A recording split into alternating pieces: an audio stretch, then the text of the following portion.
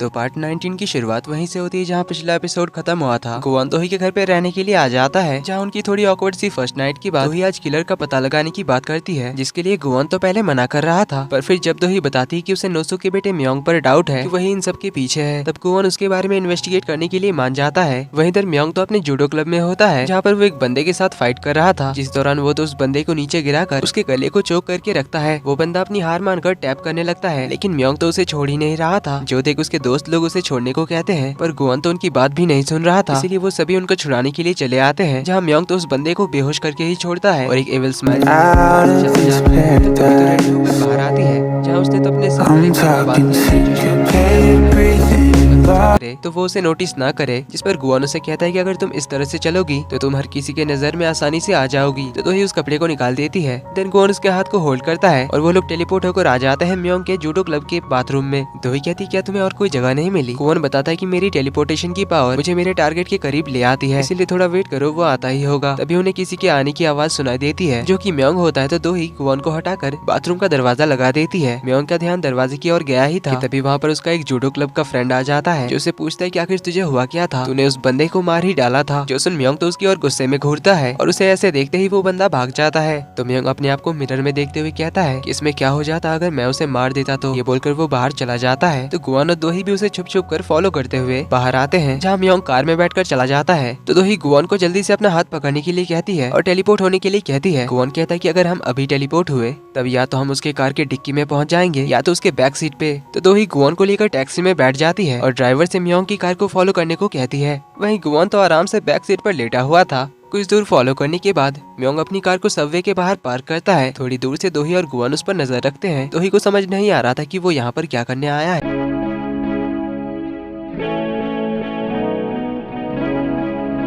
Car से बाहर निकलता है तो दोही गुआन को पीछे कर लेती है, क्योंकि उसे आसानी से म्योंग नोटिस कर सकता था। तो दोही कहती है हमें यहाँ पर थोड़ी देर वेट करना चाहिए, फिर देखते हैं ये क्या करता है। लेकिन म्योंग तो सबवे के अंदर चला जाता है, इसलिए दोही जल्दी से गुआन का हाथ पकड़ लेती है और उसके पीछे चलने को कहती है। लेकिन गुआन अपने दूसरे साइड एक कपल को कॉफी पीता हुआ देखकर कॉफी पीने जाने की बात करता है, पर दोही उसे रोकते हुए कहती है कि पागल हो क्या, अभी हमें म्योंग का पीछा करना है। पर गुआन का तो कॉफी के बिना मन नहीं मान रहा था, पर दोही उसे अपने साथ खींच कर ले जाती है, जहाँ वो दोनों एक शॉप के अंदर छुप कर म्योंग पर नजर रखते हैं। वहीं गुआन ने तो अपने लिए कॉफी भी ले ली थी और मजे से पीता हुआ म्योंग को देख रहा था। वहीं दोही तो अकेले बड़बड़ किए जा रही थी कि कुछ तो गड़बड़ है, पर तभी वो गुआन को कॉफी पीता हुआ देखती है तो उससे पूछती है कि मेरी कॉफी कहाँ है। पर ये सुन गुआन तो अपनी कॉफी को जल्दी से पीकर खत्म कर देता है। दोही कहती है कहीं ये म्योंग उस किलर से इस सबवे के अंदर तो नहीं मिलता। ये बोलकर वो गुआन की ओर अपना हाथ बढ़ाती है। गुआन उसका हाथ होल्ड करता है तो वो दोनों एक फोटो बूथ है। दोही पूछती है क्या तुम्हारे टेलीपोर्टेशन के पावर से थोड़ी बड़ी और खुली हुई जगह पर नहीं जा सकते? हर बार ऐसी छोटी सी बंद रूम में आना जरूरी है। इस पर गुआन कुछ नहीं कहता और अपनी कॉफी का खाली कप दोही के बैग में रख देता है। कहता है मैं थोड़ी देर बाद एक कप और पीऊंगा।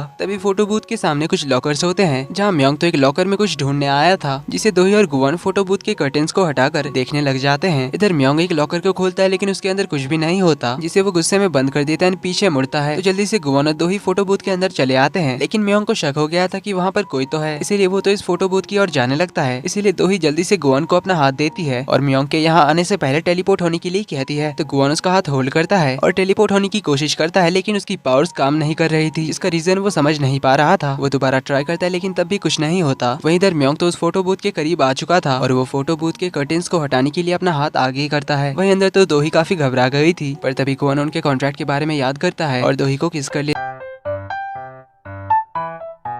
आखिरी एपिसोड का एंड होता है और हमें अगले हफ्ते के एपिसोड्स का प्रीव्यू दिखाया जाता है, जहाँ पर हम देखते हैं कि दोही और गुआन तो काफी बहस कर रहे थे, क्योंकि गुआन का पावर्स काम नहीं कर रहा था। इसीलिए वो दोही से कहता है कि तुम्हारी वजह से मेरी पावर्स काम नहीं कर रही है और ये सारी प्रॉब्लम्स तुम्हारी वजह से हो रही है। जिस पर दोही तो उसे गुस्से में कहती है कि असली प्रॉब्लम तो तुम हो, इसीलिए मुझे ब्लेम मत करो। इसके बाद शायद इन दोनों में कुछ ज्यादा ही बहसबाजी हो जाएगी, इसीलिए दोही उसे घर से निकाल देती है एंड इवन उसके सारे सामान के साथ उसके जूते चप्पल भी बाहर फेंक देती है। तो गुआन भी गुस्से में अपने घर चला जाता है, बटलर को कहता है देख लिया शादी करने से क्या होता है, मुश्किल से एक दिन तो हुआ ही था और उसने मुझे घर से निकाल दिया, इसीलिए कहता हूँ कि आप भी शादी मत करना। गुआन काफी रात तक घर नहीं लौटता, तो दोही उसे कॉल करती है। तो गुआन उसे जानबूझकर कहता है कि कौन बोल रहा है। तो दोही भी सामने से कहती कि ओ हेलो मिस्टर जो भी हो तुम, क्या तुम्हें घर वापस नहीं आना है? गुआन कहता है तुम्ही ने तो मुझे धक्का मार के निकाला था, तो अब क्यों बुला रही हो? इस पर दोही कहती है ठीक है फिर मत आओ, कहकर कॉल काट देती है। इधर जूसियो को सुल्वन फाउंडेशन के बारे में पता करते हुए एक पुरानी फोटो मिलती है 1970s का, जिसमें कुछ ओल्ड मैन के बीच उसे गुआन की शक्ल का आदमी दिखाई देता है, इसीलिए उसे गुआन पर डाउट होता है और शायद उसे कुछ पता चल भी जाता जाता है, क्योंकि जब वो गुआन से मिलता है तो उससे पूछता है कि मिस्टर गुआन,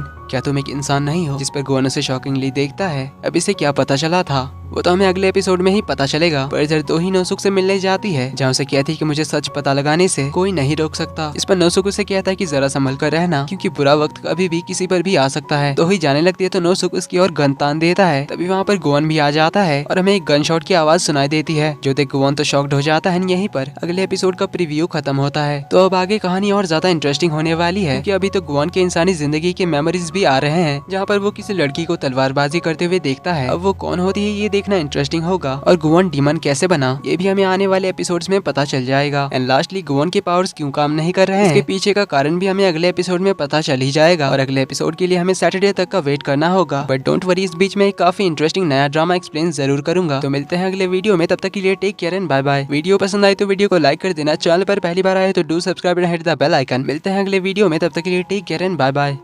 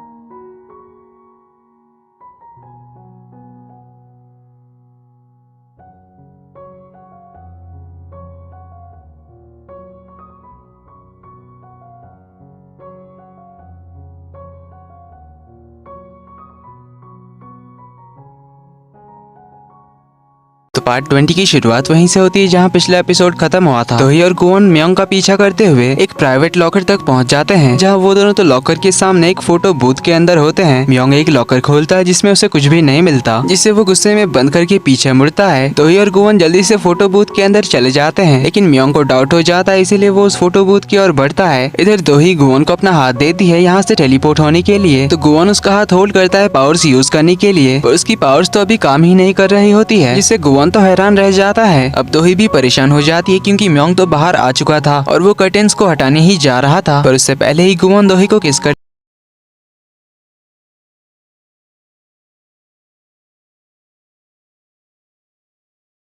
जाती है। अब दोही तो इससे काफी शॉक्ड रह गई थी। थोड़ी देर में गुआन पीछे आ जाता है। अब दोनों के बीच थोड़ी सी ऑकवर्ड सिचुएशन हो गई थी। वहीं गुआन दोही को एक्सप्लेनेशन देते हुए कहता है, वो मैंने ये हम दोनों का फेस कवर करने के लिए किया कि वो म्योंग हमें पहचान ना ले। इससे दोही तो थोड़ी शाय फील करती है, और फिर कहती है अच्छा किया तुमने। तब पूछती कि आखिर तुम्हारी पावर्स काम क्यों नहीं किए। गुआन भी इसी बारे में सोचने लग जाता है। तभी दोही को याद आता है कि हमें तो म्योंग का पीछा करना है, इसलिए दोनों चुपके से बाहर झांकते हैं, लेकिन वो तो बाहर था ही नहीं। दोनों बाहर निकलकर आसपास देखने लग जाते हैं, पर वो इधर दिखाई नहीं देता। तो दोही उस लॉकर की ओर जाती है जहाँ पर म्योंग गया था। तभी गुआन फोटो बूथ से अपनी और दोही की फोटोज निकाल लेता है, जहाँ गुआन तो उनकी किस वाली फोटो देखकर खुद ही ब्लश करने लग गया था। देन वो इस फोटो को अपने पास रख लेता है, कहता है कि कहीं ये फोटो उस म्योंग के हाथ ना लग जाए, इसलिए मैं ही इसे रख लेता हूँ। ये कहकर वो दोही के पास जाता है, जहाँ दोही उस लॉकर को खोलती है जिसे म्योंग ने लॉक नहीं किया था, पर अंदर कुछ भी ना देकर दोही कहती है कि आखिर वो यहाँ पर क्या ढूंढने आया होगा। तभी उनके पीछे वही भिखारी लेडी आ जाती है, जो उनसे पूछती है तुम दोनों क्या ढूंढ रहे हो। दोही तो अचानक उसे देखकर घबरा जाती है। तो गुआन दोही को कवर करते हुए उससे कहता है कि तुम तो वही पुलिस स्टेशन वाली लेडी हो ना। तो वो लेडी कहती कि तुम यहाँ पर क्या ढूंढने आए हो, बताओ, मुझे यहाँ के हर चीज के बारे में सब कुछ पता है। दोही पूछती है तुम आखिर हो कौन। लेडी पूछती है मुझे देखकर क्या लग रहा है। गुआन कहता है भिखारी। तो वो लेडी कहती है बिंगो, सही कहा तुमने। देन वो अपना बैंक अकाउंट नंबर दिखाकर कहती कि मैं ऑनलाइन भी पैसे एक्सेप्ट करती हूँ। तो गुआन उससे चिढ़ते हुए कहता है कि तुम अचानक से यहाँ पर कहाँ से टपक पड़ी। लेडी कहती मैं यहाँ पर कहीं से टपकी नहीं हूँ, बल्कि तुमने मुझे नोटिस नहीं किया, और वैसे ये मेरा एरिया है और तुम दोनों यहाँ पर टपके हो। ये बोलकर वो साइड में उन्हें अपना अड्डा दिखाने लग जाती है। गुआन कहता है तुम्हारी बकवास सुनने का हमारे पास टाइम नहीं है। ये कहकर वो दोही को लेकर जाने लगता है। तो ये लेडी गुआन के पावर्स को इंडिकेट करते हुए कहती है कि फ्लिकर कर रहा है ना, और जो फ्लिकर करता है उसे कभी ना कभी खत्म होना ही है। जो सुन दोही से पूछती है कि क्या तुम इसे जानते हो। गुआन उससे पागल कहकर दोही को लेकर चला जाता है। तो दोही सबवे से बाहर आकर म्योंग को ढूंढने लगती है, पर उसे म्योंग की कार दिखाई नहीं देती, इसलिए वो गुआन से कहती है कि हमें उसे ढूंढने जाना चाहिए। तभी गुआन पास में पड़ा एक फूल का पौधा उठा लेता है और दोही को अपना हाथ देने के लिए कहता है पावर्स ट्राई करने के लिए। गुआन दोही का हाथ होल्ड करता है तो उसकी पावर्स काम कर जाती है। है और इस पौधे से गुलाब का फूल खिल जाता है। जो देख गुआन कहता है कि मेरी पावर्स तो सही चल रही है, तो फिर अंदर काम क्यों नहीं किया। दोही कहती ये सब छोड़ो, अभी हमें म्योंग के पीछे जाना चाहिए। तो गुआन फूल को नीचे रख देता है जो कि मुरझा जाता है। इसके बाद टेलीपोर्ट होकर वो दोनों म्योंग के घर के पास पहुंच जाते हैं, जहाँ दूर से छुपकर वो दोनों म्योंग पर नजर रख रहे थे। म्योंग की कार को आता हुआ देखकर गुआन कहता है कि क्या हमें अंदर जाना चाहिए। तो ये उसे रिप्लाई करने के लिए पीछे मुड़ती है, पर गुआन को अपने इतने करीब देखकर दोही को तो उनके किस के बारे में याद आ जाता है। इसलिए गुआन की आंखों में देखकर वो तो थोड़ी नर्वस हो जाती है और कहती है कि आज के लिए उसका पीछा करना बहुत हो गया, इसलिए अभी हमें जाना चाहिए। ये कहकर दोनों चले जाते हैं। म्योंग घर के अंदर आता है, जहाँ उसकी मॉम तो मेडिटेशन कर रही थी। जहाँ म्योंग के आने पर वो उसे बात करने के लिए बुलाती है, जहाँ उससे पूछती कि तुम अपने साइकियाट्रिस्ट के पास थेरेपी लेने जा रहे हो। म्योंग कहता है नहीं, मेरे पास टाइम नहीं है क्योंकि मैं बहुत ज्यादा बिजी हूँ। मॉम पूछती है तुम्हारे डैड मुझसे पूछ रहे थे तुम्हारे बारे में कि तुम क्या कर रहे हो। म्योंग पूछता है फिर आपने क्या कहा। मॉम बताती है कि मैंने कहा कि मुझे नहीं पता। म्योंग कहता है ऐसे ही उन्हें कुछ भी बताने की जरूरत नहीं है। मॉम उससे कुछ पूछने जाती है, पर उससे पहले म्योंग कहता है कि मैं अपना ख्याल रख लूंगा, इसीलिए आपको मेरे लिए किसी की भी अपॉइंटमेंट लेने की जरूरत नहीं है। ये कहकर चला जाता है। इधर गुआन और दोही घर पे लौट आते हैं, जहाँ गुआन दोही का हाथ होल्ड करके पता लगाने की कोशिश कर रहा था कि उसकी पावर्स ने अचानक से काम करना बंद क्यों कर दिया था। ये सोचते हुए वो तो एक पेपर रॉकेट को अपने चारों ओर घुमा रहा था, जिसे काफी देर से देखते हुए दोही का तो सर ही दर्द करने लग जाता है। इसीलिए वो तो अपना हाथ छुड़ा लेती है। अभी गुआन को क्लिक होता है, कहता है कि ये तो उस दिन भी हुआ था ना, जब मैंने अपनी पावर्स खोई थी और मेरा टैटू तुम्हारे हाथ में ट्रांसफर हुआ था। उस रात कार मुझे हिट करने ही वाली थी, तब मैंने तुम्हारा हाथ पकड़ा हुआ था और तभी मेरे पावर्स काम करना बंद कर गए थे। फिर हम उस पानी में गिरे और मेरा टैटू तुम्हारे हाथ में ट्रांसफर हो गया, यानी कि सारी प्रॉब्लम्स की जड़ तुम हो। तो सामने से दोही भी कहती कि ओ हेलो मिस्टर, सबसे बड़ी प्रॉब्लम तो तुम खुद हो, इसलिए मुझे ब्लेम मत करो। कौन कहता है मैं तुम्हें ब्लेम नहीं कर रहा, बस ये बता रहा हूँ कि तुमसे मिलने से पहले